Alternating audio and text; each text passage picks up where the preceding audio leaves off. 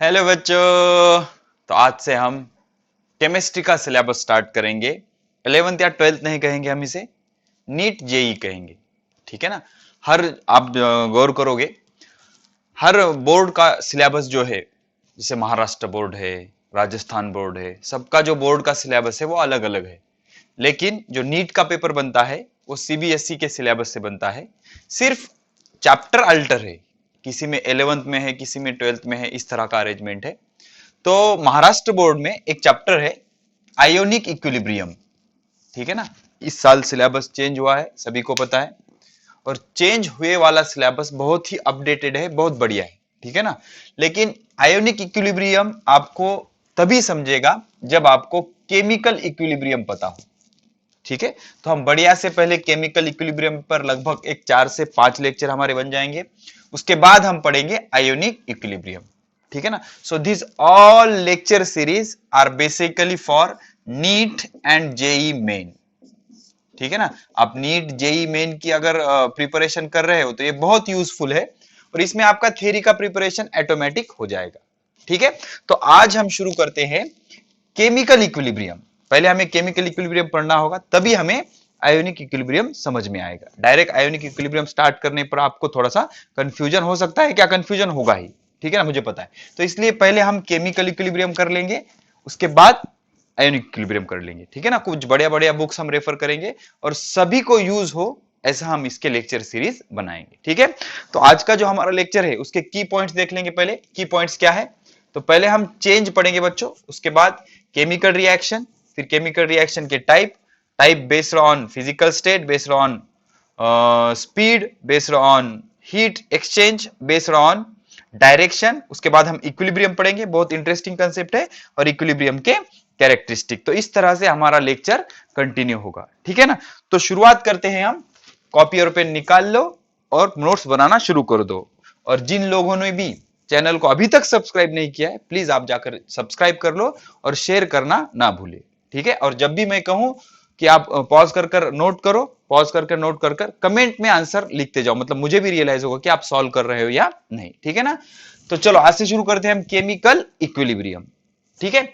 अभी बच्चों एक चीज याद रखो, होता क्या है, जो इक्विलिब्रियम होता है, इक्विलिब्रियम, इक्विलिब्रियम, ठीक है ना, इक्विलिब्रियम दो टाइप का होता है। अभी इक्वी क्या होता है, लिब्रियम क्या होता है, सब पढ़ेंगे हम। पहले इंट्रोडक्शन दे दूं मैं। इक्वी, इक्वी मतलब सेम, सेम, और लिब्रियम मतलब रेट, सेम रेट।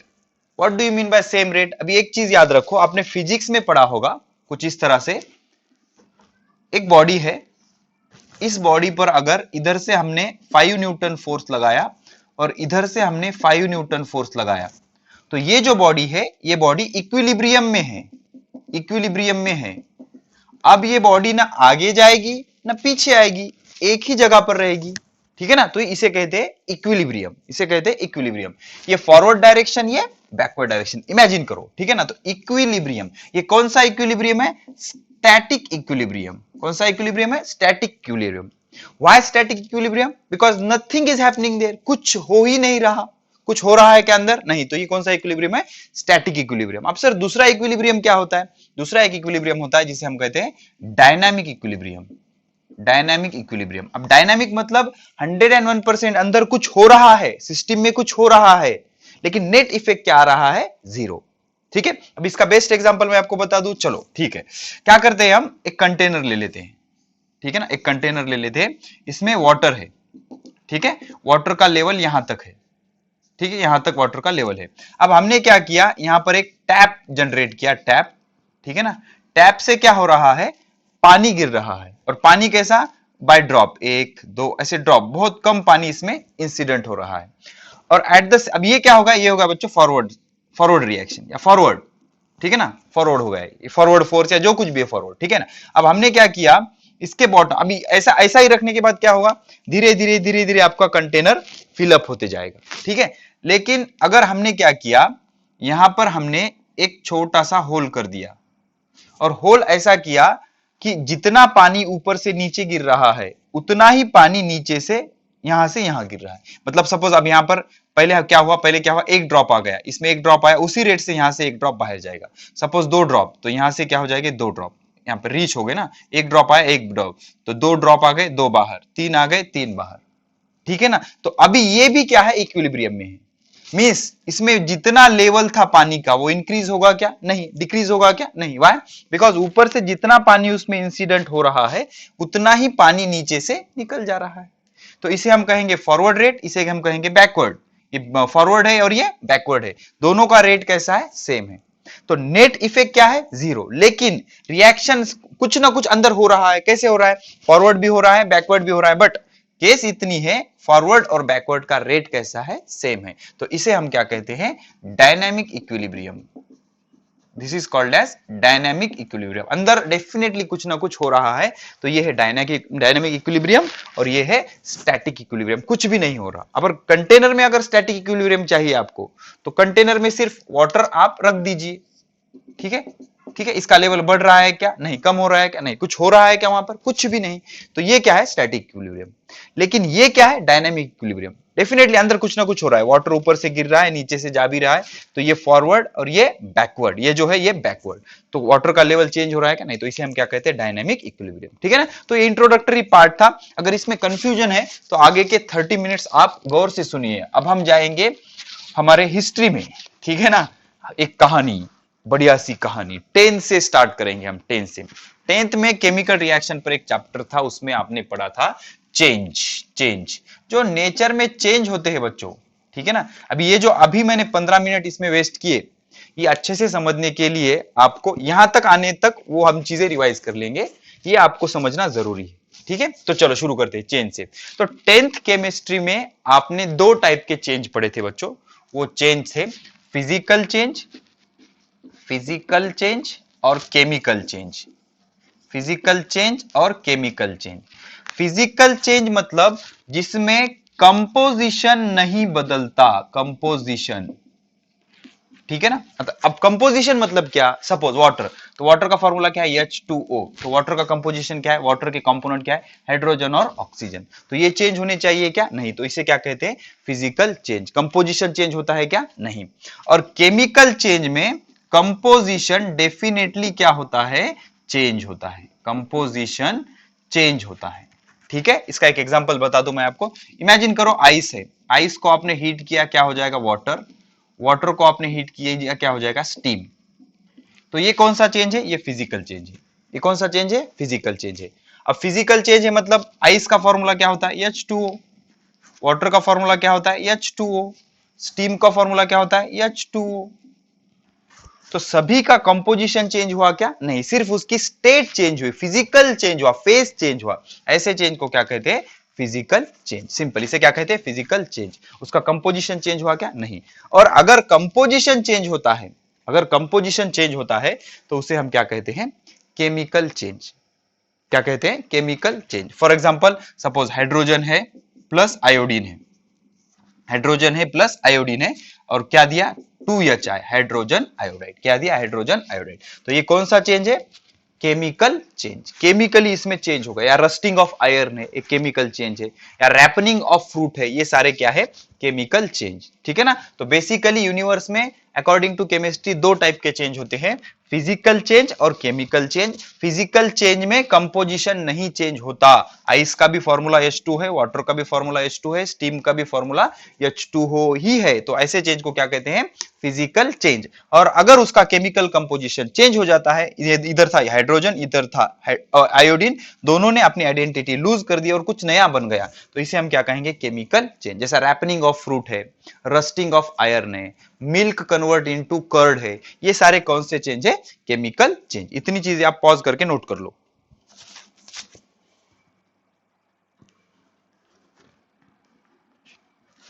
हो गया, चलो ठीक है। अभी हम देखते हैं केमिकल रिएक्शन। तो बच्चों केमिकल रिएक्शन किसे कहते हैं, अच्छे से देखो। केमिकल रिएक्शन, तो केमिकल रिएक्शन में होता क्या है बच्चों, कोई दो कंपाउंड एक दूसरे के साथ कुछ रिएक्शन करते हैं, ओके, कुछ रिएक्शन करते हैं और कुछ नया बनाते हैं, ठीक है। तो जो एक दूसरे के साथ रिएक्ट हो रहे हैं, जो एक दूसरे के साथ रिएक्ट हो रहे हैं, उसे कहते हैं रिएक्टेंट, उसे कहते हैं रिएक्टेंट। और जो नया बन रहा है, उसे कहते हैं प्रोडक्ट, उसे कहते हैं प्रोडक्ट। ओके, जो मेन रिएक्टेंट होता है उसे कहते हैं सबस्ट्रेट, उसे क्या कहते हैं? सबस्ट्रेट। सबस्ट्रेट के साथ जो रिएक्ट हो रहा है उसे कहते हैं रिएजेंट। क्या कहते हैं? रिएजेंट। ये सारी चीजें टेंथ में पढ़ी है, मैं रिवाइज कर दे रहा हूं। जो मेन प्रोडक्ट आपका बनता है उसे हम कहते हैं product, that is called as product. और प्रोडक्ट के साथ जो कुछ भी छोटे छोटे मॉलिक्यूल बनते हैं उसे कहते हैं बाय प्रोडक्ट, उसे क्या कहते हैं? By product.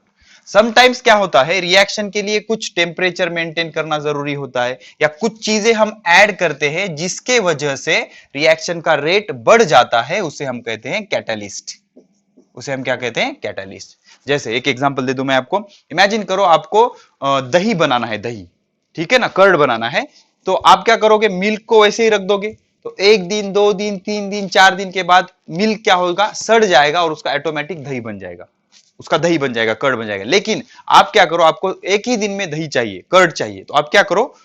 मिल्क ले लो और उसमें थोड़ा सा दही डाल दो, कर्ड डाल दो, तो डेफिनेटली कर्ड क्या करेगा? वहां कैटलिस्ट का काम करेगा, रिएक्शन का रेट बढ़ जाएगा। या आप नींबू डाल दो, नींबू डाल दो, तो जल्दी से नींबू क्या करेगा? मिल्क में कैटलिस्ट का काम करेगा और जल्दी से आपको दही मिल जाएगा। तो इस तरह से जो भी कैटलिस्ट होता है वो एरो के ऊपर या नीचे लिखने का साइन कन्वेंशन है, तो उसे क्या कहते हैं? Catalyst. So this is called as chemical reaction. तो बेसिकली केमिकल रिएक्शन क्या होता है बच्चों?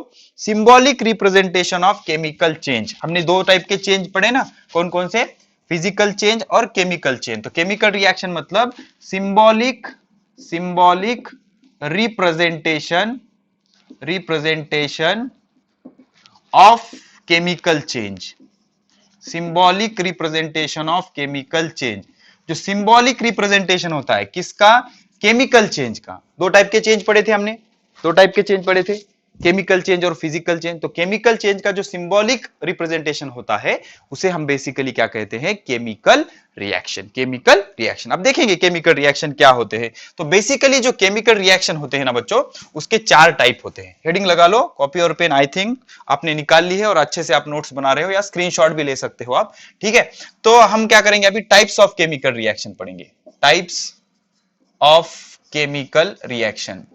वैसे तो केमिकल रिएक्शन के बहुत सारे टाइप होते हैं, 10th में आपने 4 टाइप्स पढ़े होंगे, डिस्प्लेसमेंट, डबल डिस्प्लेसमेंट, ठीक है ना, ये टाइप के। लेकिन यहां पर हम थोड़ा सा डिटेल में जाएंगे। तो टाइप्स ऑफ केमिकल रिएक्शन, तो केमिकल रिएक्शन का जो क्लासिफिकेशन है वो हम 4 बेसिस पे कर सकते हैं। तो पहला बेसिस लेंगे हम, number 1, classification based on physical state, based on physical state. Physical state के बेसिस पर इसके कितने टाइप होते हैं? तो फिजिकल स्टेट के बेसिस पर इसके 2 टाइप होते हैं बच्चों। पहला टाइप होता है होमोजीनियस रिएक्शन, होमोजीनियस रिएक्शन, और दूसरा टाइप होता है हेट्रोजीनियस रिएक्शन। पहला टाइप होता है होमोजीनियस रिएक्शन और दूसरा टाइप होता है हेटेरोजीनियस रिएक्शन। अब ये होमोजीनियस और हेट्रोजीनियस वर्ड बायोलॉजी में बहुत यूज होते हैं बच्चों, ठीक है ना। होमोजीनियस मतलब सब एक जैसा, यूनिफॉर्म, उसे क्या कहते हैं? होमोजीनियस। और हेट्रोजीनियस मतलब अलग अलग, अलग अलग, उसे क्या कहते हैं? हेट्रोजीनियस। तो होमोजीनियस मतलब क्या? ऑल रिएक्टेंट एंड प्रोडक्ट, ठीक है ना, all component have same phase. सभी का फेज क्या होगा? जो फिजिकल स्टेट होगी वो कैसी होगी? सेम होगी। इसका बेस्ट एग्जांपल नाइट्रोजन, नाइट्रोजन का फॉर्मूला क्या होता है? N2, ये गैस होता है, प्लस हाइड्रोजन, हाइड्रोजन भी क्या होता है? गैस होता है। ये रिएक्शन में हम ऐसे एरो लिखते हैं, इसका मीनिंग क्या होता है? इसीलिए ये चैप्टर हम पढ़ रहे हैं, जल्दी बता दूंगा मैं। ये ऐसा एरो लिखो फिलहाल के लिए। बनता क्या है? नाइट्रोजन और हाइड्रोजन मिक्स करने के बाद अमोनिया, अमोनिया का फॉर्मूला क्या होता है बच्चों? NH3, और ये भी गैस होता है, ठीक है। तो ये 2 है नाइट्रोजन, इसलिए यहां 2 से मल्टीप्लाई करना पड़ेगा, और 2 इंटू 3 6 हो गए, तो यहाँ पे कितने से मल्टीप्लाई करना पड़ेगा? 3। एक चीज हमें इससे ये सीखनी है, ये भी गैस है, ये भी गैस है, ये भी गैस है, तो सभी कंपोनेंट का फेज कैसा है? सेम, वेदर इट में बी गैस, लिक्विड और सॉलिड, लेकिन तीनों का क्या होना चाहिए? सेम। तो ऐसे रिएक्शन को हम क्या कहते हैं? Homogeneous reaction. This type of reaction is called as homogeneous reaction. और ऑल कंपोनेंट का फेज अगर सेम नहीं है या डिफरेंट फेज है, डिफरेंट फेज है, तो इसे हम क्या कहेंगे, हेट्रोजीनियस रिएक्शन, डिफरेंट फेज है सबका। तो इसका एग्जांपल हम डिस्कस कर लेंगे, इसके बाद आपको सारी चीजें क्लियर हो जाएगी। तो इसका एग्जांपल कुछ इस तरह से बच्चों, जिंक की रिएक्शन कार्बन डाइऑक्साइड के साथ कीजिए, ठीक है ना। Zinc, zinc solid plus carbon dioxide क्या होता है बच्चों, gas. Zinc solid plus carbon dioxide gas. तो यहां हमें क्या मिलता है, तो ये जो आपकी रिएक्शन है, ये भी रिएक्शन आपकी रिवर्सिबल है। इसका मीनिंग अभी समझाऊंगा मैं, टेंशन मत लीजिए। जिंक प्लस कार्बन डाइऑक्साइड, ये सॉलिड है, ये गैस है, तो क्या मिलेगा, zinc oxide, ZnO, ZnO, okay, ये सॉलिड होगा, प्लस कार्बन मोनोऑक्साइड, ये गैस होगा।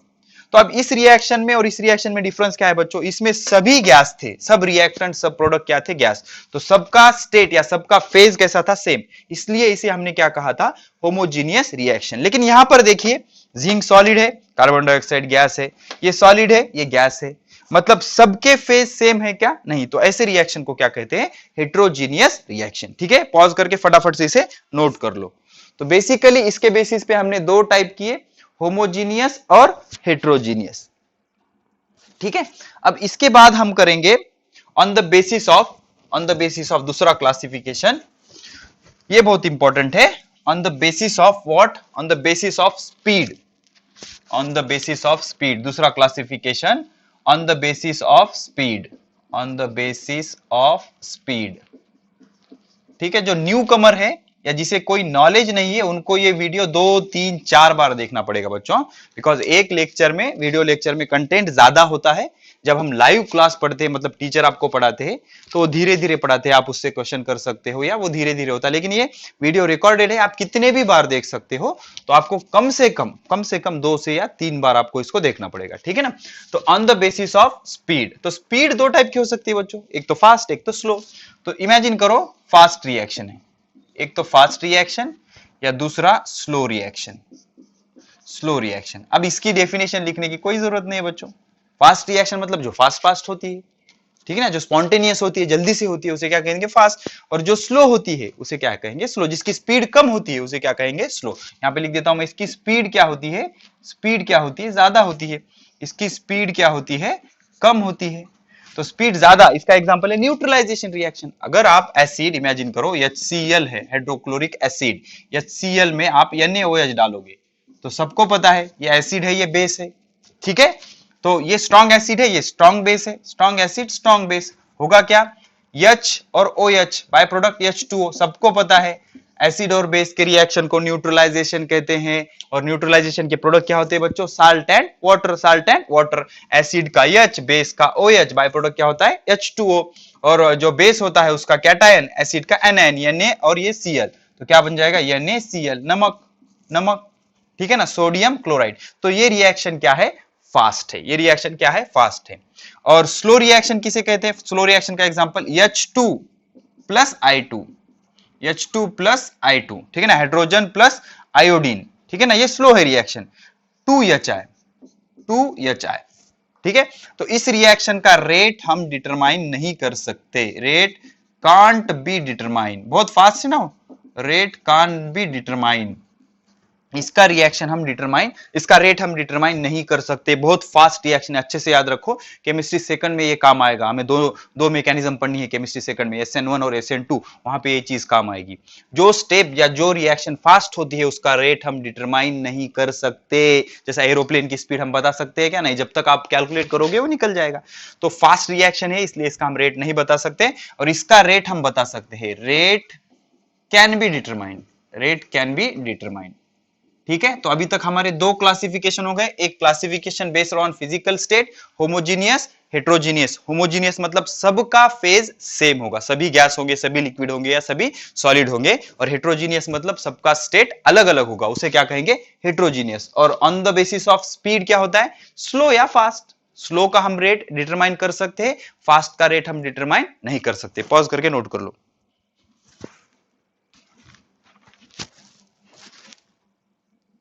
चलो ठीक है, अभी तीसरा बहुत इंपॉर्टेंट है बच्चों, और थर्मोडायनेमिक्स चैप्टर में ये आपको ऑलरेडी हो चुका है बहुत डिटेल में, या हम ले लेंगे बाद में। थर्मोडायनेमिक्स चैप्टर में बहुत अच्छे से एक्सप्लेनेशन आ जाएगा। ये हो गया हमारा, ये हो गया on the basis of heat, तीसरा classification on the basis of heat, heat के बेसिस पे। तो हीट क्या होगी बच्चों, एक तो एब्सॉर्ब होगी या एक तो इवॉल्व होगी। ठीक है, तो heat is absorb then it is called as endothermic reaction. उसे क्या कहेंगे? Endothermic reaction. एंडो मतलब अंदर लेना, एब्सॉर्ब करना, और अगर हीट बाहर जा रही है तो उसे हम कहेंगे एक्सोथर्मिक रिएक्शन। उसे हम क्या कहेंगे? Exothermic reaction. सपोज रिएक्टेंट है, रिएक्टेंट क्या कर रहा है? हीट एब्सॉर्ब कर रहा है, हीट एब्सॉर्ब कर रहा है और प्रोडक्ट दे रहा है आपको, तो इसे हम क्या कहेंगे? Endothermic reaction. वो एब्सॉर्ब कर रहा है, हीट एब्सॉर्ब। ठीक है ना, तो उसे हम क्या कहेंगे? Endothermic reaction. और अगर हीट इवॉल्व हो रही है, हीट इवॉल्व हो रही है, तो उसे हम क्या कहेंगे? Exothermic reaction. सपोज रिएक्टेंट है, ये क्या कर रहा है? प्रोडक्ट दे रहा है और हीट इवॉल्व हो रही है, हीट माइनस हो रही है, तो उसे हम क्या कहेंगे? Exothermic reaction. इसका साइन आपको पता है ना बच्चों? Change in heat, change in heat endothermic की कैसे होती है? पॉजिटिव, पॉजिटिव बढ़ रही ना हीट, हीट ऐड हो रही है, इसमें से ये माइनस करो, पॉजिटिव आएगा। ठीक है ना, तो डेल्टा एच क्या होता है? इसका पॉजिटिव, और इसका चेंज इन हीट क्या होता है बच्चों? निगेटिव। चेंज इन हीट क्या होता है? निगेटिव। हीट कम हो गई ना, कम हो गई मतलब हीट बाहर चली गई, बाहर चली गई मतलब निगेटिव, एब्सॉर्ब हो गई मतलब पॉजिटिव। तो सिंपल सी चीज है यार, endothermic means heat absorb in a chemical reaction, such chemical reaction is called as endothermic reaction, and if heat is evolved in a chemical reaction, such chemical reaction is called as exothermic reaction। तो endothermic का delta H क्या होता है बच्चों? Positive होता है, और exothermic का डेल्टा एच क्या होता है? निगेटिव। तो अभी तक हमारे तीन क्लासिफिकेशन हो गए, based on physical state, based on speed, based on heat. ये बेसिक से क्लासिफिकेशन था। बेस्ड ऑन स्टेट कौन कौन से? Homogeneous, heterogeneous. सभी का अगर स्टेट सेम होगा, सब रिएक्टेंट और प्रोडक्ट का, तो उसे होमोजीनियस कहते हैं, और अलग अलग होगा तो उसे हेट्रोजीनियस कहते हैं। बेस्ड ऑन स्पीड, तो स्पीड जिसकी ज्यादा होगी, स्पीड जिसकी ज्यादा होगी उसे हम क्या कहते हैं? हाई स्पीड रिएक्शन, या जिसकी स्पीड ज्यादा होगी उसे हम कहेंगे फास्ट रिएक्शन, और जिसकी स्पीड स्लो होगी उसे हम कहेंगे स्लो रिएक्शन। ठीक है ना, या स्पॉन्टेनियस या नॉन स्पॉन्टेनियस भी कहते हैं इसे। और on the basis of heat, अगर हीट एब्सॉर्ब हो रही है तो एंडोथर्मिक रिएक्शन। कैसे आइडेंटिफाई होता है? डेल्टा एच पॉजिटिव होता है। एक्सोथर्मिक मींस अगर हीट इवॉल्व हो रही है तो उसे हम क्या कहते हैं? Exothermic reaction. इसके लिए डेल्टा एच क्या होता है? निगेटिव। अब आ रहा है क्लाइमेक्स, चैप्टर का क्लाइमेक्स। पॉज करके इसे नोट कर लीजिए। चलो ठीक है, अभी ये चैप्टर के लिए हमें जो रिएक्शन पढ़ना है वो चीजें हम क्लियर कर लेंगे। तो देखिए, अब आ रहा है हमारा main classification on the basis of direction, on the basis of direction, on the basis of direction. अब धीरे धीरे धीरे हम चैप्टर की तरफ बढ़ रहे हैं। तो देखो, पहला है रिवर्सिबल रिएक्शन। रिवर्सिबल रिएक्शन, ऐसी केमिकल रिएक्शन जो रिवर्स हो सकती है उसे हम क्या कहते हैं? Reversible reaction. That reaction is called as reversible reaction. Okay, मतलब क्या? The chemical reaction, the chemical reaction, the chemical reaction in which product can be converted back into reactant is called as reversible reaction. जिसे reverse किया जा सकता है उसे हम क्या कहेंगे? Reversible reaction. अब इसके एग्जांपल बता दो बच्चों। देखो, इसके एग्जांपल बहुत सारे एग्जांपल। सपोज नाइट्रोजन गैस है, nitrogen gas plus hydrogen gas. अब रिवर्सिबल है इसलिए हम दो एरो बताते हैं। ठीक है ना, मतलब रिएक्टेंट से प्रोडक्ट मिल सकता है, प्रोडक्ट से रिएक्टेंट। जो रिएक्शन रिवर्स हो सकती है उसे रिवर्सिबल कहते हैं। अब नाइट्रोजन और हाइड्रोजन के मिक्सिंग पर क्या मिलेगा बच्चों? NH3 gas. अब नाइट्रोजन कितने हैं? 2, तो इसे कितने से मल्टीप्लाई करना पड़ेगा? 2। इससे 2 से मल्टीप्लाई किया 2 इंटू 3 6, तो इसे कितने से करना पड़ेगा? 3। तो दोनों डायरेक्शन में ये रिएक्शन हो सकती है। मतलब पहले क्या होगा? नाइट्रोजन हाइड्रोजन रिएक्ट हो गए, अमोनिया मिलेगा, अमोनिया से फिर क्या मिलेंगे? नाइट्रोजन और हाइड्रोजन। तो ऐसे रिएक्शन को क्या कहते हैं? Reversible reaction. बहुत सारे एग्जांपल है। और उसके बाद सपोज PCl5 है, रिवर्सिबल। क्या मिल जाएगा? PCl3 plus Cl2, phosphorus pentachloride, phosphorus trichloride और क्लोरीन। ठीक है, उसके बाद सपोज आपके पास क्या है? नेक्स्ट सपोज आपके पास SO2 है, SO2 sulphur dioxide plus O2 reversible क्या मिल जाएगा आपको, SO3, ठीक है, SO3 सल्फर ट्राइऑक्साइड। इसको बैलेंस कर देते हैं, ये 2 है तो ये 2 बन जाएंगे, तो ये 2 लेना पड़ेगा आपको, ठीक है ना। तो ये भी क्या है, रिवर्सिबल रिएक्शन। उसके बाद हाइड्रोजन की रिएक्शन है H2 plus I2, H2 plus I2 reversible 2HI, reversible 2HI, ठीक है। तो ये सभी क्या है, रिवर्सिबल रिएक्शन। इसका मीनिंग क्या है कि इसका जो प्रोडक्ट है वो स्टेबल है क्या, नहीं, वो फिर से क्या दे देगा, रिएक्टेंट दे देगा। ऐसे रिएक्शन को क्या कहते हैं, रिवर्सिबल रिएक्शन। पॉज करके अच्छे से नोट कर लो। हो गया, चलो ठीक है। मतलब अब रिवर्सिबल रिएक्शन मींस व्हाट, जो रिएक्शन फॉरवर्ड और बैकवर्ड दोनों डायरेक्शन में हो सकते हैं उसे हम क्या कहते हैं, रिवर्सिबल रिएक्शन। अब हम क्या देखेंगे, इसके कैरेक्टरिस्टिक देखेंगे, रिवर्सिबल रिएक्शन के कैरेक्टरिस्टिक्स, ठीक है ना। तो पहला कैरेक्टरिस्टिक, जो रिवर्सिबल रिएक्शन है, इट टेक्स प्लेस, ये जो होती है it takes place in forward as well as backward direction, ठीक है ना। ये फॉरवर्ड में भी होती है और बैकवर्ड में भी होती है, ठीक है। अभी देखा था ना हमने, नाइट्रोजन और हाइड्रोजन मिक्स हुआ और क्या मिला, अमोनिया। अमोनिया फिर से डिकम्पोज होगा और क्या दिया, नाइट्रोजन और हाइड्रोजन। तो ये दोनों डायरेक्शन में हो सकती है। It takes place in forward as well as backward direction. Second, it always takes place in closed container, it always takes place in closed container। ये क्या होती है, हमेशा क्लोज कंटेनर में होती है। ये क्या होती है, हमेशा क्लोज कंटेनर में होती है। ओके, अभी तीसरा, यहां पे क्या होता है, रिएक्टेंट कैन नॉट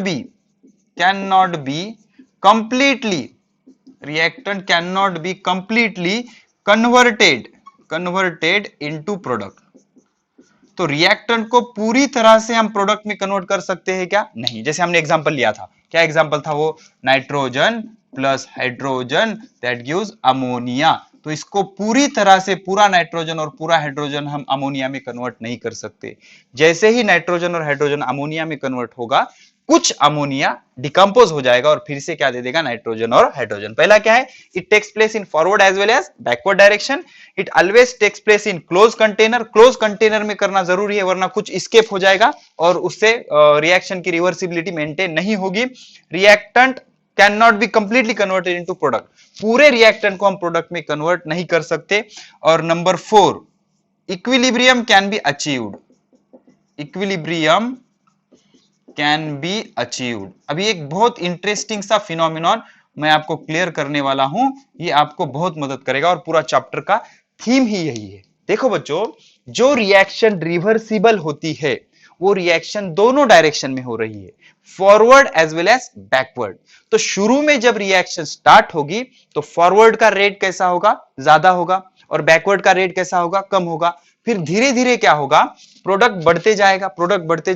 तो अब क्या होगा, फॉरवर्ड का रिएक्शन कम होगा, फॉरवर्ड का रेट कम होगा और बैकवर्ड का रेट बढ़ जाएगा। तो एक सिचुएशन ये आएगी कि फॉरवर्ड और बैकवर्ड दोनों का रेट कैसा हो जाएगा, सेम। इसे हम क्या कहते हैं, इक्विलिब्रियम। तो इक्विलिब्रियम सिर्फ किस में अचीव कर सकते हैं हम, रिवर्सिबल रिएक्शन में। इरिवर्सिबल में उल्टा रिएक्शन ही नहीं होती तो इक्विलिब्रियम कर सकते हैं क्या, नहीं। तो इसी रिएक्शन में हम क्या कर सकते हैं, इक्विलिब्रियम अचीव कर सकते हैं, ठीक है।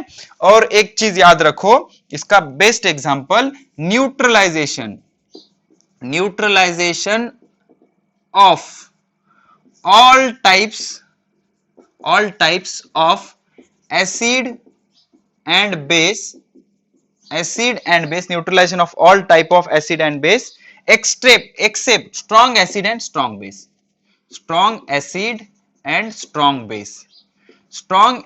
और स्ट्रॉन्ग बेस को छोड़कर बाकी सभी न्यूट्रलाइजेशन कौन सी रिएक्शन है, रिवर्सिबल रिएक्शन। कौन सी रिएक्शन है, रिवर्सिबल रिएक्शन, ठीक है ना। अगर स्ट्रॉन्ग एसिड और स्ट्रॉन्ग बेस होंगे तो वो रिएक्शन कैसी होगी, इसका अपोजिट इरिवर्सिबल, मतलब उसको रिवर्स नहीं किया जा सकता। लेकिन स्ट्रॉन्ग एसिड और स्ट्रॉन्ग बेस को छोड़कर बाकी सभी न्यूट्रलाइजेशन क्या होंगे, रिवर्सिबल। क्या होंगे? रिवर्सिबल। एक एग्जांपल दे देता हूं मैं आपको। इमेजिन करो आपका HCl है। HCl क्या है बच्चों? Strong acid. क्या है ये? Strong acid. ठीक है, तो अभी हम क्या करेंगे इसके साथ NH4OH लेंगे, अमोनियम हाइड्रोक्साइड। अमोनियम हाइड्रोक्साइड, ठीक है ना। NH3 ammonia, NH2 amine, NH imine, N nitrile और NH4 क्या होता है बच्चों? अमोनियम। ये चीजें कुछ होती है केमिस्ट्री में, ये आपको अगर आ गई तो केमिस्ट्री बहुत इजी लगने लगेगी। इसे क्या कहेंगे हम? Ammonium. This is ammonium, this is ammonia, this is ammonia, this is amine, this is amine, this is imine, this is imine and this is nitrile. ठीक है, ये चीजें कुछ नोट करते जाओ, फॉर्मूला बुक में लिख लो या बार बार रिवाइज करते जाओ। Ammonium, ammonia, amine, imine, nitrile. ठीक है ना, तो ये क्या है? Ammonium hydroxide. Ammonium hydroxide NH4 है ना, तो ये है बच्चों वीक बेस। ये क्या है? Weak base. तो आप इसका एरो किस तरह से लिखोगे? कुछ इस तरह से, बिकॉज वीक बेस आ गया कि रिएक्शन कैसी होगी? रिवर्सिबल। तो न्यूट्रलाइजेशन में क्या होता है? इसका H, इसका OH, बाय प्रोडक्ट क्या होता है? H2O, H2O, OH और H2O, और बचा क्या? NH4Cl, NH4Cl, ये साल्ट है, तो इसे कहते हैं अमोनियम क्लोराइड। NH4 अमोनियम है ना, तो ये क्या होगा? Ammonium chloride. लेकिन अगर आप कुछ इस तरह से रिएक्शन कर रहे हो, HCl प्लस NaOH, तो बच्चों ये स्ट्रॉन्ग एसिड है और ये बेस कैसा है? स्ट्रॉन्ग बेस है, स्ट्रॉन्ग बेस। तो इस बेस के बाद अब अगर आपने ऐसी एरो लिख लिया तो ये गलत हो गया, गलत हो गया। ठीक है ना, तो स्ट्रॉन्ग एसिड और स्ट्रॉन्ग बेस की जो रिएक्शन होती है वो रिवर्सिबल नहीं होती, वो होती है इरिवर्सिबल, मतलब एक ही डायरेक्शन में वो होती है। ठीक है ना, तो इसका H, इसका OH, बाय प्रोडक्ट क्या होगा? H2O, बाय प्रोडक्ट क्या होगा? H2O, और बचेगा क्या? NaCl, ये साल्ट बन गया। ठीक है ना, मतलब स्ट्रॉन्ग एसिड और स्ट्रॉन्ग बेस का न्यूट्रलाइजेशन जो होता है वो इरिवर्सिबल होता है, और उसके बावजूद कोई भी combination, strong acid weak base, weak acid strong base, weak acid weak base, ये सभी कॉम्बिनेशन कैसे होते हैं? रिवर्सिबल। लेकिन स्ट्रॉन्ग एसिड और स्ट्रॉन्ग बेस का क्या होता है? रिवर्सिबल। ठीक है ना, आप नोट कर रहे हो ना? नोट्स बनाते जाओ, धीरे धीरे बनाते जाओ। साइट पर काम चल रहा है, जल्दी हम हमारी ऑनलाइन साइट भी बनाएंगे, उस पे नोट्स वगैरह देते जाएंगे आपको। ठीक है ना, तो ये सारी चीजें हो गई रिवर्सिबल रिएक्शन की। अब दूसरा जो टाइप होता है बच्चों इसका, वो होता है irreversible reaction. Irreversible reaction, second one, irreversible, irreversible reaction. तो इरिवर्सिबल रिएक्शन किसे कहते हैं? जिसमें प्रोडक्ट फिर से रिएक्टेंट नहीं दे सकता। Product can not be converted back into reactant. Okay, the chemical reaction in which product cannot be converted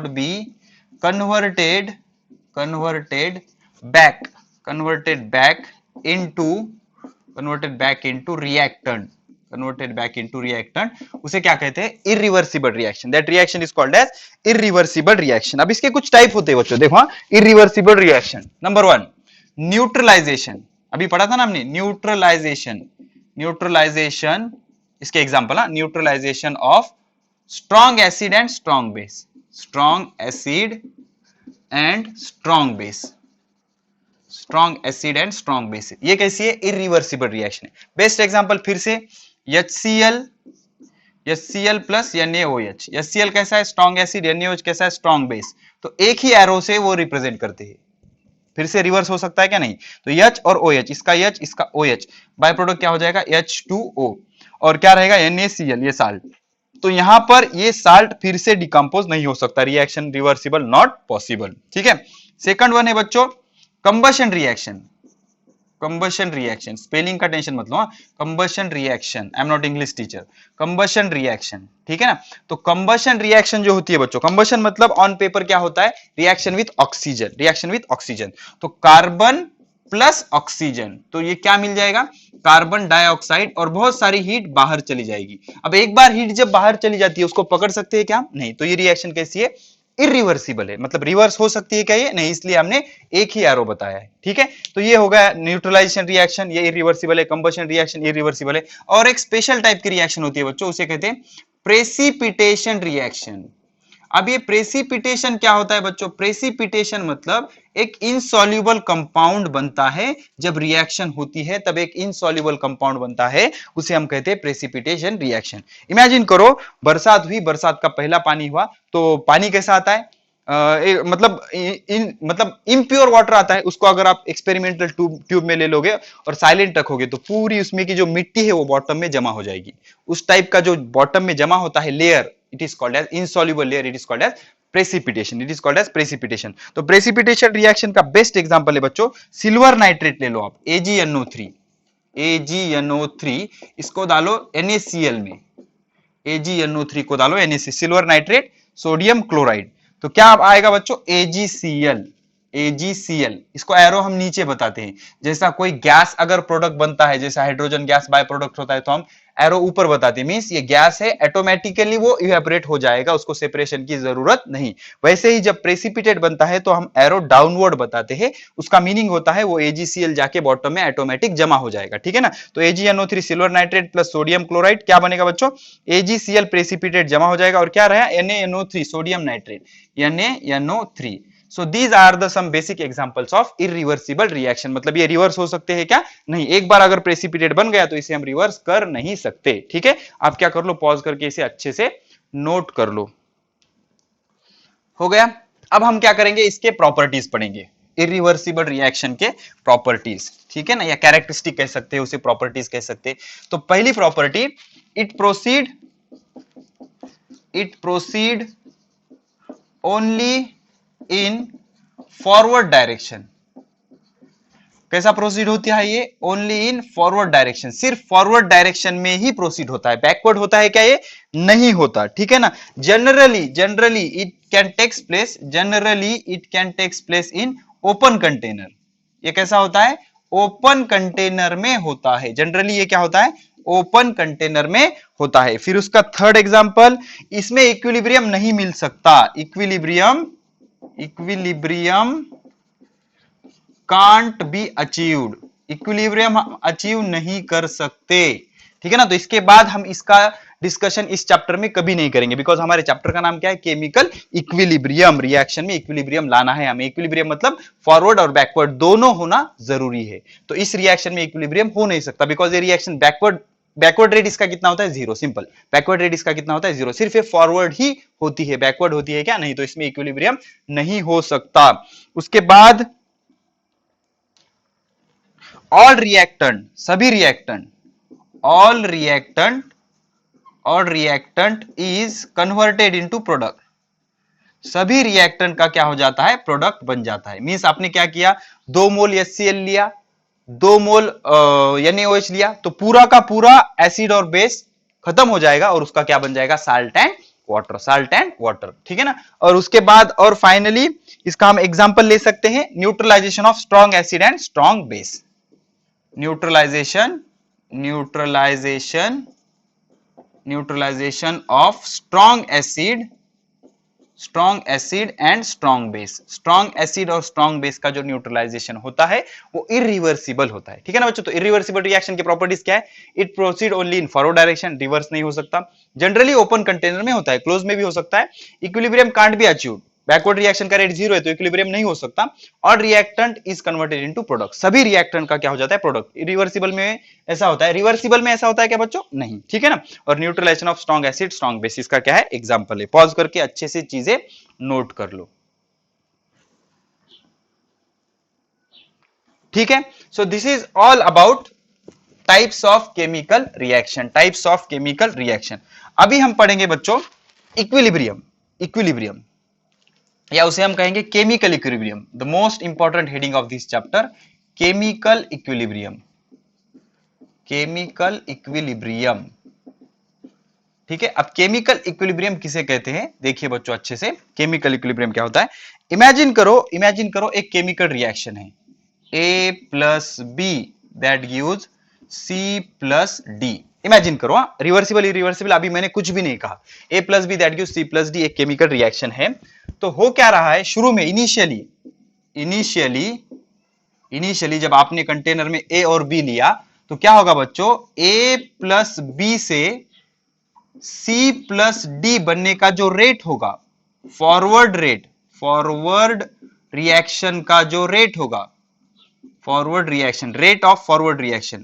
rate of forward reaction वो ज्यादा होगा, शुरू में क्या होगा, रेट ऑफ फॉरवर्ड रिएक्शन ज्यादा होगा, तो धीरे धीरे धीरे धीरे क्या होगा, सी एंड डी प्रोड्यूस होता जाएगा, सी एंड डी प्रोड्यूस होता जाएगा। जैसे जैसे सी एंड डी कंटेनर में प्रोड्यूस होता जाएगा, ये फॉरवर्ड का रेट क्या होता जाएगा, कम होता जाएगा, ठीक है ना। तो एक टाइम ऐसा आएगा, फाइनली एक टाइम ऐसा आएगा कि उस नहीं सॉरी एक टाइम ऐसा आएगा कि रिएक्शन कंटेनर में बहुत सारा सी एंड डी होगा, बहुत सारा सी एंड डी होगा, तो क्या होगा, सी एंड डी एक दूसरे के साथ रिएक्ट होगा और वो क्या देगा, ए एंड बी, ठीक है ना। तो ये होगा आपका rate of backward reaction, rate of backward reaction, ठीक है ना। तो रेट ऑफ फॉरवर्ड रिएक्शन को हम क्या कह देंगे, rate of forward reaction, RF, small are capital R कुछ भी यूज कर सकते हो, रेट ऑफ फॉरवर्ड रिएक्शन, और ये रेट ऑफ बैकवर्ड रिएक्शन, ठीक है ना। तो शुरू में क्या होगा, जब रिएक्शन स्टार्ट होगी रेट ऑफ फॉरवर्ड रिएक्शन ज्यादा होगा, बाद में क्या होगा, रेट ऑफ बैकवर्ड रिएक्शन ज्यादा होगा। तो एक सिचुएशन ऐसी आएगी जब रेट ऑफ फॉरवर्ड रिएक्शन और rate of backward reaction same हो जाएगा, तो उसे हम क्या कहते हैं, इक्विलिब्रियम। इक्वी मतलब सेम, लिब्रियम मतलब रेट। ऐसी केमिकल रिएक्शन जिसमें फॉरवर्ड और बैकवर्ड रिएक्शन का रेट कैसा हो जाता है, सेम, तो उसे हम क्या कहते हैं, केमिकल इक्विलिब्रियम। समझ गया। इनिशियली क्या होगा, फॉरवर्ड रिएक्शन का रेट ज्यादा होगा, धीरे धीरे धीरे सी और डी बढ़ते जाएंगे, इसका कॉन्सेंट्रेशन बढ़ता जाएगा, इसका अमाउंट बढ़ता जाएगा, तो फिर क्या होगा, बैकवर्ड रिएक्शन का रेट बढ़ता जाएगा। और एक सिचुएशन रिएक्शन में ऐसी आएगी कुछ समय बाद कि फॉरवर्ड और बैकवर्ड रिएक्शन दोनों का रेट कैसा हो जाएगा, सेम, तो इसे हम क्या कहते हैं, इक्विलिब्रियम कंडीशन। अगर वो केमिकल रिएक्शन का है तो इसे हम क्या कहते हैं, केमिकल इक्विलिब्रियम, ठीक है। पॉज करके नोट कर लो, इसे हम क्या कहते हैं, केमिकल इक्विलिब्रियम, ठीक है। तो केमिकल इक्विलिब्रियम पे क्या होता है बच्चों, रिएक्टेंट और प्रोडक्ट का जो कॉन्सेंट्रेशन है वो कांस्टेंट हो जाता है। बहुत इंपॉर्टेंट लाइन है, at equilibrium the concentration of reactant and product become constant, ठीक है। तो अब हम क्या करते हैं, इसका ग्राफिकली स्टडी करते हैं, जैसे कि आपको अच्छे से समझ आ जाए। तो एट इक्विलिब्रियम दो चीजें होती है बच्चों, नोट करो। At equilibrium, number 1, rate of forward reaction is equal to rate of backward reaction, simple, rate of forward reaction is equal to rate of backward reaction. Number 2, ये कौन सा इक्विलिब्रियम है बच्चों, डायनामिक इक्विलिब्रियम। कौन सा equilibrium है, dynamic equilibrium, मतलब अंदर कुछ हो रहा है, क्या हो रहा है, फॉरवर्ड भी हो रहा है, बैकवर्ड भी हो रहा है, लेकिन नेट इफेक्ट क्या है, जीरो। नेट इफेक्ट क्या है, जीरो, दोनों का रेट सेम है, इसलिए नेट इफेक्ट जीरो। ये कौन सा, किसका एग्जांपल है फिर, dynamic equilibrium. Third and the most important thing, at equilibrium the concentration मतलब उसका amount, concentration of reactant and product become constant,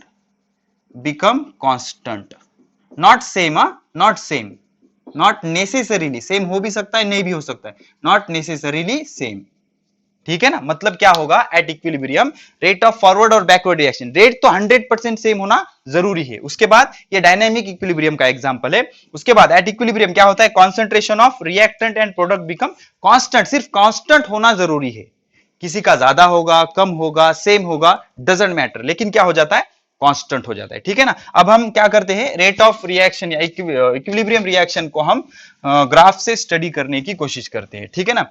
imagine करो, सारी चीजें हम एक्सप्लेन करेंगे। इमेजिन करो हमने क्या किया, इस एक्सिस पर रेट ले लिया, केमिकल रिएक्शन का रेट, ठीक है ना, और इस पे क्या लिया हमने, टाइम, इस पे क्या लिया, टाइम।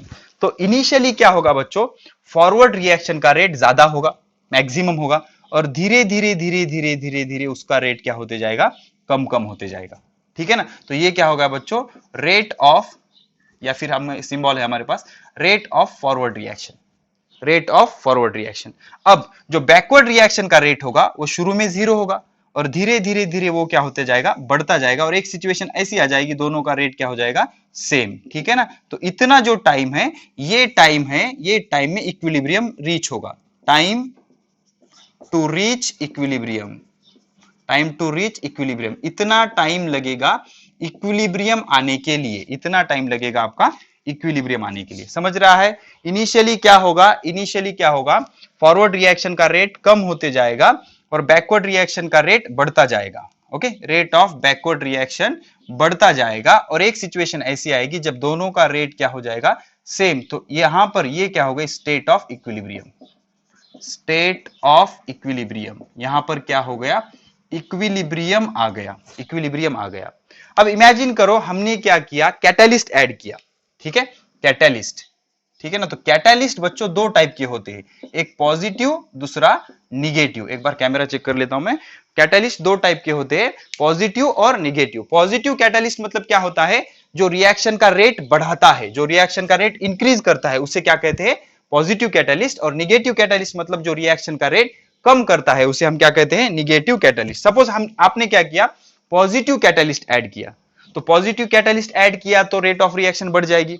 अब रेट ऑफ रिएक्शन तो कौन सी रेट बढ़ेगी, फॉरवर्ड या बैकवर्ड, दोनों बढ़ेगी बच्चों, दोनों का रेट बढ़ेगा, ठीक है ना। तो होगा क्या, इक्विलिब्रियम जल्दी आ जाएगा, इक्विलिब्रियम जल्दी आ जाएगा। मतलब आपने अगर पॉजिटिव कैटलिस्ट ऐड किया तो फॉरवर्ड का रेट बढ़ जाएगा, फॉरवर्ड का रेट बढ़ेगा तो बैकवर्ड का भी रेट बढ़ेगा, बैकवर्ड का भी रेट बढ़ेगा, और ये दोनों जल्दी से मीट हो जाएंगे यहां पर। तो अब क्या हो जाएगा, टाइम आपका जिसमें इक्विलिब्रियम रीच हुआ था वो कम हो जाएगा, ठीक है ना। मतलब आपकी रिएक्शन जल्दी हो जाएगी, ठीक है। तो ये क्या हो जाएगा, इफेक्ट ऑफ पॉजिटिव कैटलिस्ट। तो पॉजिटिव कैटलिस्ट से क्या हो जाएगा, जल्दी इक्विलिब्रियम आ जाएगा, रिएक्शन में जल्दी इक्विलिब्रियम आ जाएगा और रिएक्शन जल्दी हो जाएगी। अगर आपने निगेटिव कैटलिस्ट ऐड किया, निगेटिव कैटलिस्ट, तो रिएक्शन का रेट स्लो हो जाएगा, स्लो हो जाएगा, स्लो हो जाएगा। मतलब अब रिएक्शन आपकी कुछ इस तरह से होगी, इस तरह से होगी, ठीक है, इस तरह से होगी, ठीक है। तो अब आपका टाइम बढ़ जाएगा, ये जो है आपका टाइम बढ़ गया अब, ठीक है, टाइम टू रीच इक्विलिब्रियम बढ़ गया। तो ये क्या हो जाएगा, effect of negative catalyst, negative catalyst का इफेक्ट ये हो जाएगा, ठीक है। मतलब पॉजिटिव कैटलिस्ट ऐड करने से जल्दी इक्विलिब्रियम आ जाएगा और निगेटिव कैटलिस्ट ऐड करने से इक्विलिब्रियम आने में देर लगेगा, ठीक है, ठीक है। ये कुछ चीजें थी, ओके। तो ये हो गया ग्राफिकल रिप्रेजेंटेशन, ठीक है। तो अभी हम क्या करेंगे, एक क्वेश्चन ले लेंगे, ठीक है, उसके बाद आपको सारी चीजें क्लियर हो जाएंगी, ओके। तो आपको बताना है कि इसमें से कौन से ग्राफ करेक्ट है, इसमें से कौन से ग्राफ करेक्ट है, ये आपको बताना है, ठीक है ना।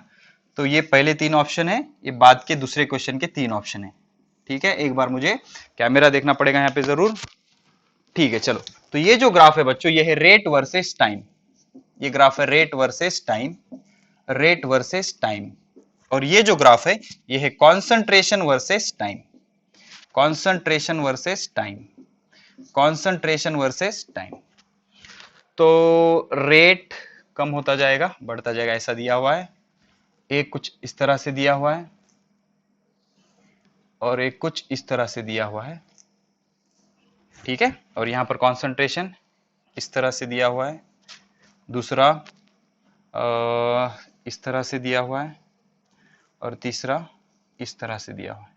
तो आपको बताना है इक्विलिब्रियम रिएक्शन के लिए, इक्विलिब्रियम रिएक्शन के लिए इन तीनों में से ए बी सी कौन सा ग्राफ करेक्ट है, किसके लिए, इक्विलिब्रियम के लिए रेट वर्सेस टाइम, और इक्विलिब्रियम के लिए कॉन्सेंट्रेशन के लिए कौन सा ग्राफ सही है। पॉज करके कमेंट में आप कमेंट कीजिए, पॉज करके कमेंट कीजिए, फास्ट फास्ट। हो गया, हो गया, चलो ठीक है, मैं बताता हूं। देखो, इक्विलिब्रियम पे क्या होता है, रेट ऑफ फॉरवर्ड रिएक्शन और rate of backward reaction same होना जरूरी है, ठीक है। तो मुझे तो ये ग्राफ लग रहा है, यहां पर क्या हो गया, रेट ऑफ फॉरवर्ड रिएक्शन कम होते गई, कम होते गई, रेट ऑफ बैकवर्ड रिएक्शन बढ़ते गई, तो यहां पर क्या हो गया, इक्विलिब्रियम आ गया, और ये इक्विलिब्रियम का ग्राफ है।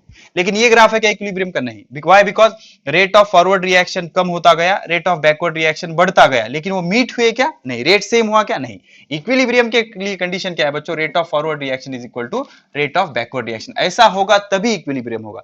यहां पर रेट कांस्टेंट है लेकिन सेम है क्या, नहीं, तो ये ग्राफ नहीं हो सकता, ठीक है। अब यहां पे क्या हुआ बच्चों, रेट ऑफ फॉरवर्ड रिएक्शन कम होते गया, रेट ऑफ बैकवर्ड रिएक्शन बढ़ते गया, एक ही पॉइंट पे इक्विलिब्रियम हुआ, इस पॉइंट पे दोनों का रेट क्या हो गया, सेम। तो इसी पॉइंट पे इक्विलिब्रियम है, लेकिन इसके आगे इक्विलिब्रियम है क्या, नहीं। Why, because rate of forward reaction is not equal to rate of backward reaction, तो ये भी ग्राफ हो सकता है क्या, नहीं। लेकिन कॉन्सेंट्रेशन में बहुत जरूरी है, हमने ऐसे नहीं कहा कि इक्विलिब्रियम पे रिएक्टेंट का और प्रोडक्ट का कॉन्सेंट्रेशन सेम होता है, ऐसा है क्या, नहीं। इक्विलिब्रियम पे क्या होता है, सिर्फ रिएक्टेंट और प्रोडक्ट का कॉन्सेंट्रेशन कांस्टेंट होता है, सेम होगा क्या, नहीं। तो यहां पे क्या हुआ बच्चों, प्रोडक्ट का कॉन्सेंट्रेशन कम होता गया, कम होता गया, कम होता गया, कांस्टेंट हो गया। रिएक्टेंट का कॉन्सेंट्रेशन बढ़ता गया, सॉरी, प्रोडक्ट का कॉन्सेंट्रेशन बढ़ता गया, कांस्टेंट हो गया। ये हो गया आपका रिएक्टेंट का कॉन्सेंट्रेशन, ये हो गया आपका प्रोडक्ट का कॉन्सेंट्रेशन। दोनों का कॉन्सेंट्रेशन कुछ समय बाद कांस्टेंट हो गया, तो ये करेक्ट है। अब कोइंसिडेंटली इस सिचुएशन में हुआ क्या, दोनों का कॉन्सेंट्रेशन रिएक्टेंट का कम होता गया, प्रोडक्ट का बढ़ता गया, और कोइंसिडेंटली दोनों का सेम हो गया, सेम होने के बाद कांस्टेंट, तो ये भी सही है। अब यहां पर क्या हुआ, रिएक्टेंट का कॉन्सेंट्रेशन कम होता गया, प्रोडक्ट का बढ़ता गया, कुछ सिचुएशन बाद ऐसी सिचुएशन आ गई कि प्रोडक्ट का कॉन्सेंट्रेशन रिएक्टेंट से ज्यादा हो गया लेकिन कांस्टेंट है, हॉरिजॉन्टल लाइन मतलब कांस्टेंट है, और रिएक्टेंट का कम हो गया लेकिन कांस्टेंट है ना, इसके बाद सब चीजें कांस्टेंट है, तो ये भी ग्राफ हो सकता है। ये डिफरेंस समझना जरूरी है।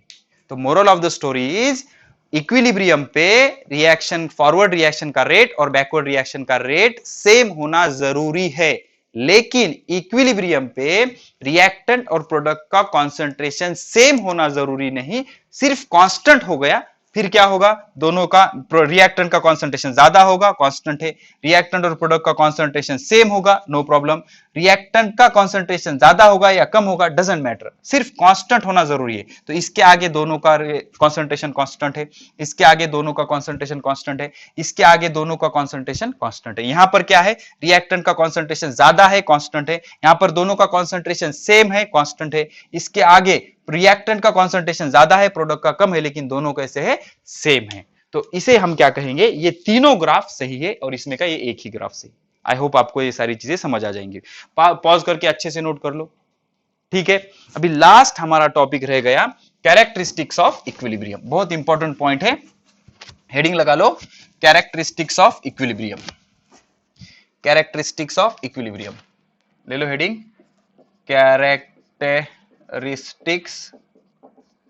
ऑफ इक्विलिब्रियम, इक्विलिब्रियम, ठीक है। तो पहला कैरेक्टरिस्टिक ये है, the concentration of reactant and product do not change equilibrium. Concentration of reactant and product, concentration of reactant and product do not change the equilibrium time, do not change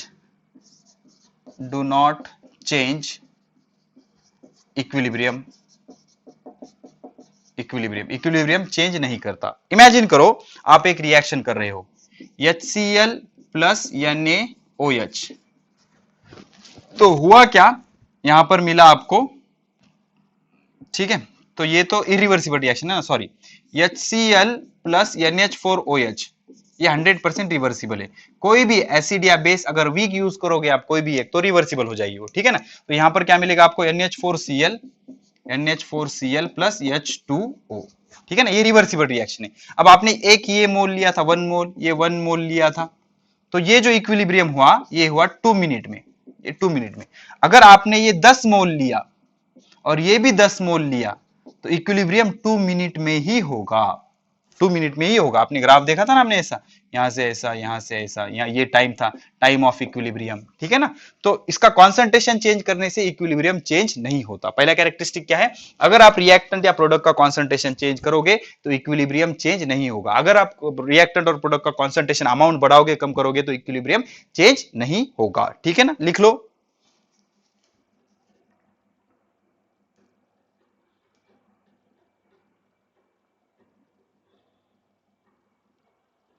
चलो, second one ये है कि ये जो equilibrium है ये dynamic nature का है, ठीक है ना।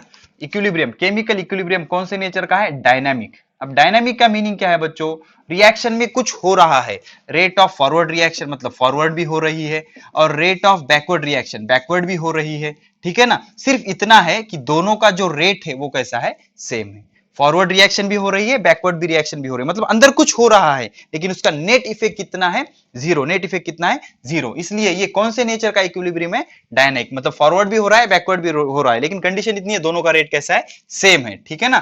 थर्ड वन, इक्विलिब्रियम पे क्या होता है बच्चों, equilibrium valid from both side, both side से इक्विलिब्रियम वैलिड है। जैसे सपोज आपने क्या किया, H2 gas plus N2 gas, तो क्या मिला, 2NH3 गैस, 2NH3 गैस, ये इक्विलिब्रियम है। अब आपने क्या किया, ये प्रोडक्ट को रिएक्टेंट ले लिया, NH3 gas reversible H2 gas plus N2 gas, तो equilibrium is valid from both side, ठीक है ना। तो ये प्रोडक्ट को आप रिएक्टेंट की तरह कंसीडर करके भी करोगे तो इक्विलिब्रियम में कोई चेंज होगा क्या, नहीं, टाइम उतना ही रहेगा, सब चीजें उतनी ही रहेगी, ठीक है। तो equilibrium is valid from both side, equilibrium can be applied from both side, ठीक है।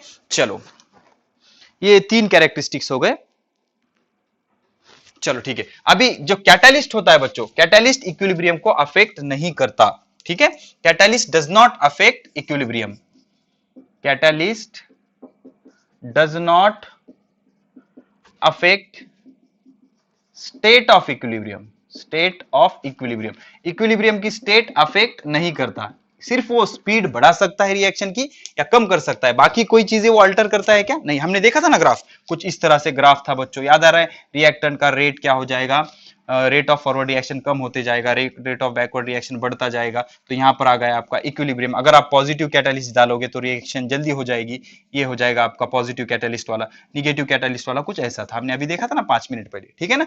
तो कैटालिस्ट रिएक्शन के इक्विलिब्रियम के स्टेट को अफेक्ट नहीं करता, इक्विलिब्रियम के स्टेट को अफेक्ट नहीं करता, ठीक है ना।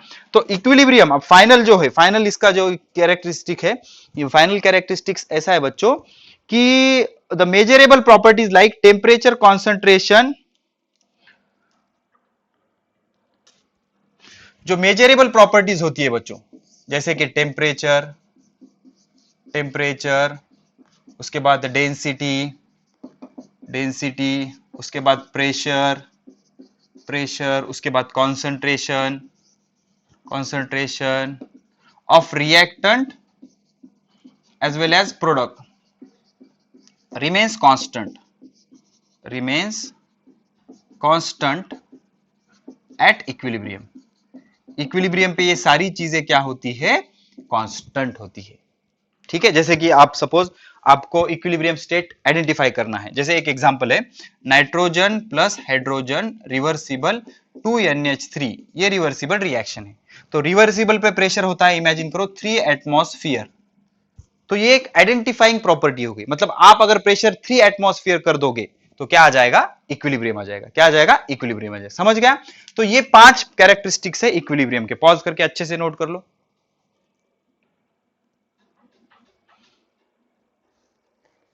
चलो ठीक है, अभी छठा पॉइंट है, लास्ट पॉइंट।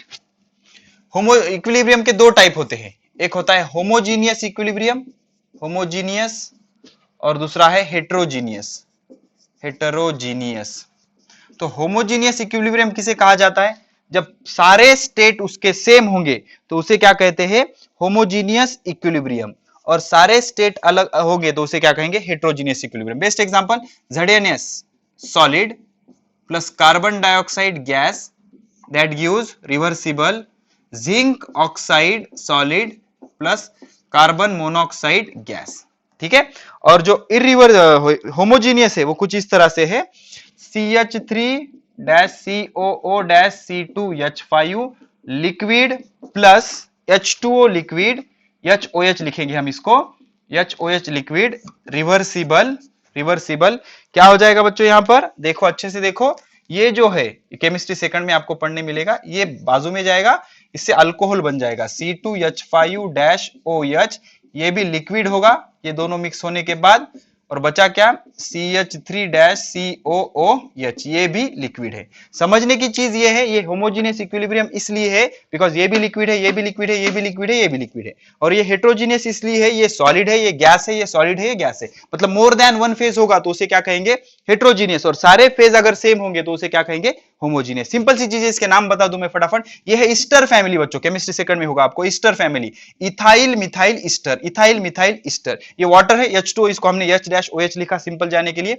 और ये है एसिटिक एसिड, CH3-COOH, ये भी लिक्विड है, और ये है इथाइल अल्कोहल, ये क्या है, इथाइल अल्कोहल, ये zinc sulphide, carbon dioxide, zinc oxide, और ये कार्बन मोनोऑक्साइड, ठीक है। तो यहां पर हमारा पूरा केमिकल इक्विलिब्रियम होता है फिनिश। अच्छे से पढ़ाई कीजिए, और समझ नहीं आया तो 2 से 3 से 4, मिनिमम 3-4 बार आप इसे अच्छे से देख लीजिए, और सेकंड वीडियो में हम जल्दी मिलते हैं। पढ़ाई करते रहे, ऑल द वेरी बेस्ट।